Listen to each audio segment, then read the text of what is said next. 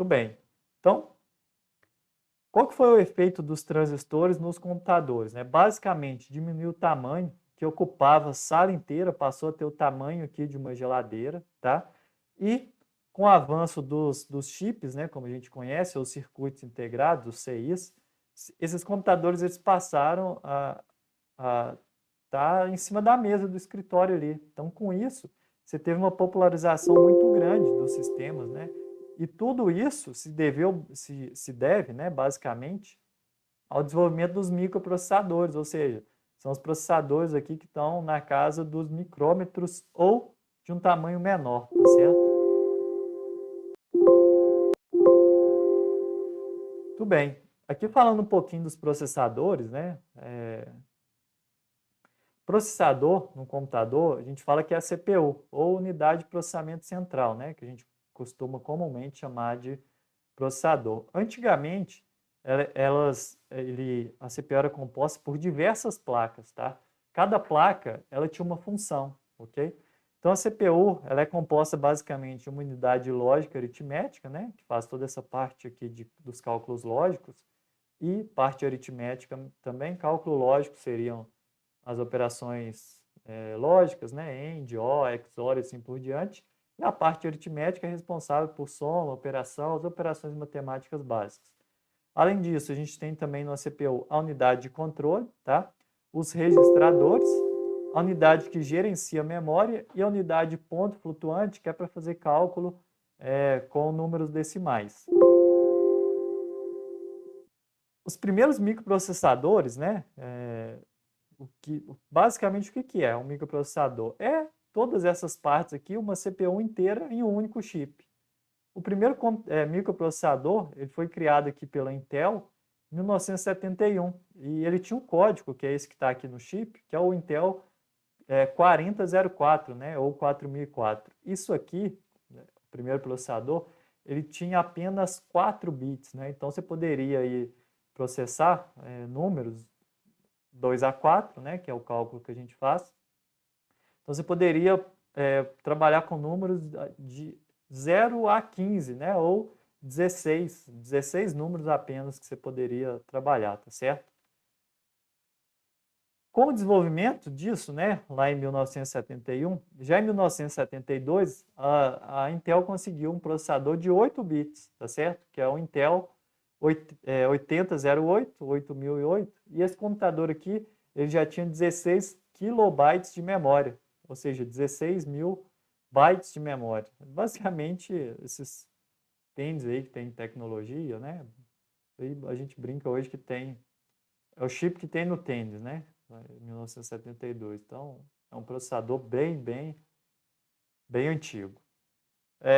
A partir disso, a partir do 8008, né, do 8008, a Intel acabou criando o 8080, né, que era um chip, um microprocessador bem mais barato. Tem um exemplo dele aqui, tá?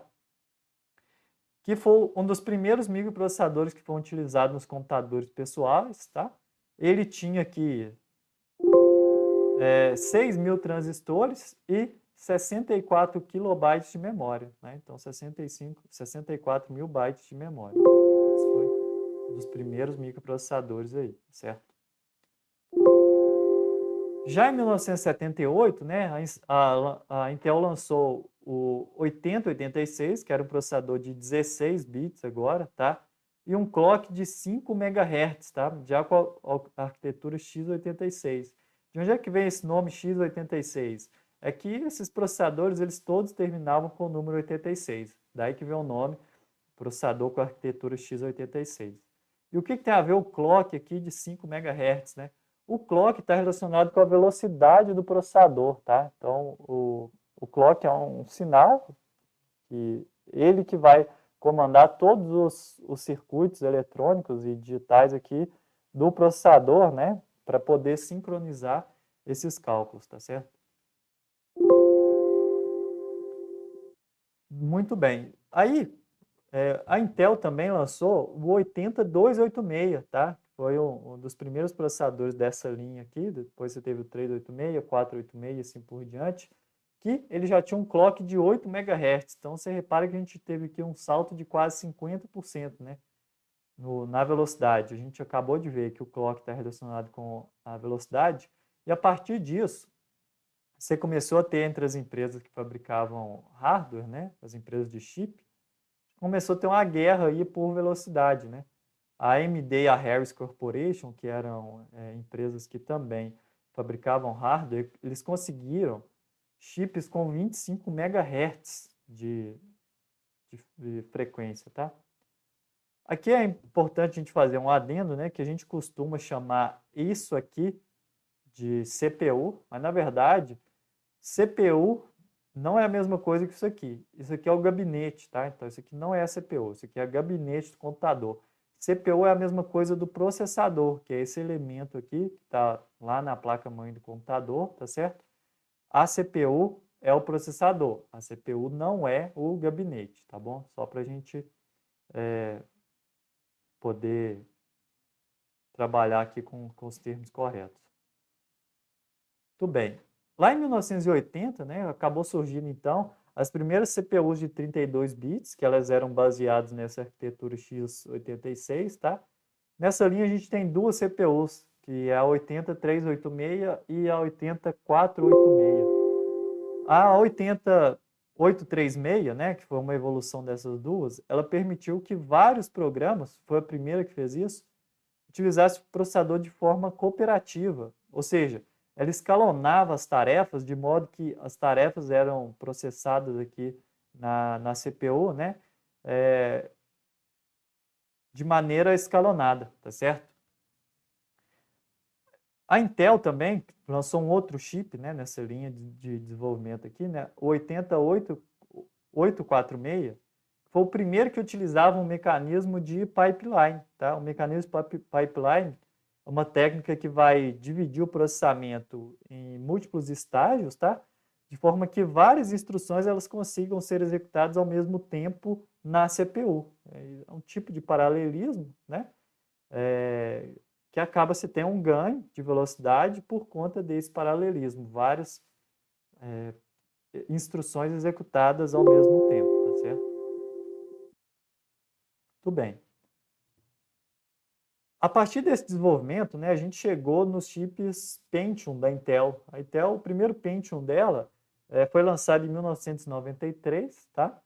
E ele utilizava uma técnica que a gente chama de superescalabilidade para executar mais de uma instrução ao mesmo tempo, ok? O primeiro Pentium ele tinha um clock inicial de 100 MHz e chegava até 200 MHz por meio das suas evoluções, tá? Que foram aí o Pentium 2, o Pentium 3 e o Pentium M, então representados aqui do lado.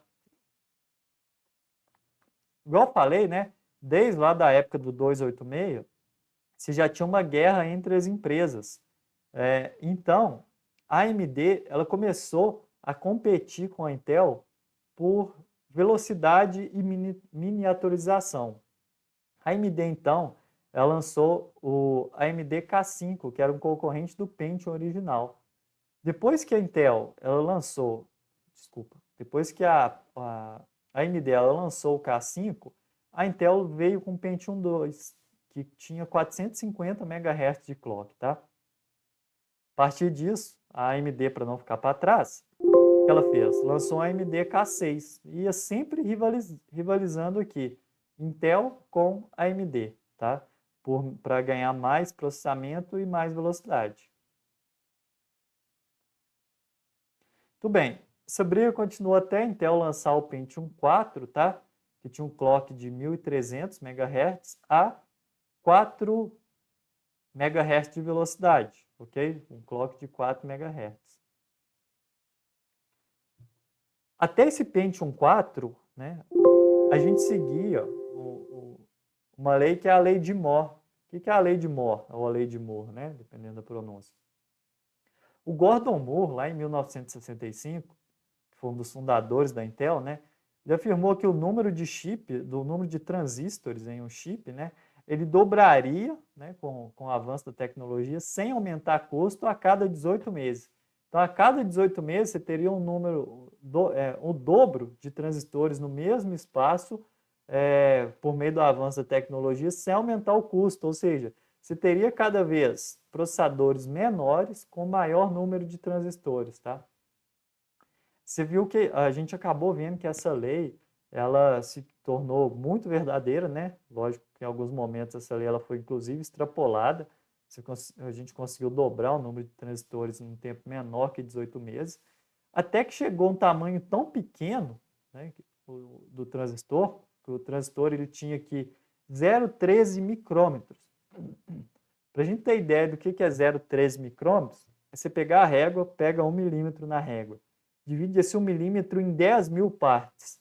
Se você pegar uma dessas partes, você está lá próximo dos 13 micrômetros, tá?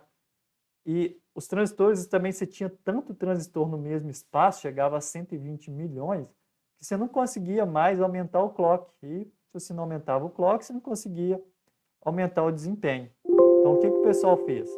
Olha só, ao invés da gente pegar um processador e diminuir ele, né, e diminuindo ele para ter mais velocidade, vamos fazer o seguinte, já que a gente tem um processador tão pequeno, vamos colocar vários processadores aqui em paralelo para a gente ter mais velocidade. Se eu coloco aqui dois processadores, né, basicamente com o mesmo número de transistores, em teoria eu teria o dobro da velocidade. Aí, então, que entrou a tecnologia multicore, né, e teve um fim aqui na lei de Moore, ok? A tecnologia multicore, então, ela utiliza o quê? Ela utiliza um sistema para escalonar as tarefas agora entre os núcleos. Você tem mais de um núcleo na mesma CPU, tá? Isso você consegue melhorar o desempenho sem aumentar o clock. Então, com o mesmo clock, você está processando duas tarefas ao mesmo tempo, você tem um ganho de velocidade, tá? A partir disso, a AMD e a Intel, elas desenvolveram processadores de 64 bits, tá? Substituindo os antigos de 32. Aqui tem um exemplo, como o Core 2 Duo e o AMD Athlon 2, tá? Já eram exemplos de processadores de 64 bits. Esse avanço, a gente continuou tendo um avanço no número de núcleos, né? Com o Intel Core 2 Quad e o AMD Athlon 2 X4, que eram processadores que tinham 4 núcleos, e sempre que você aumentava, né, que você avançava a tecnologia, você tinha um ganho no número de núcleos, né, aumentava os núcleos. Hoje você tem processadores aí com mais de 20 núcleos, aumento do clock, tá? E principalmente redução dos transistores. Mesmo aqui naquela época que você tinha transistores de 0,13 micrômetros, você consegue hoje ter transistores na casa de 2 nanômetros. Para a gente ter uma mesma ideia, né?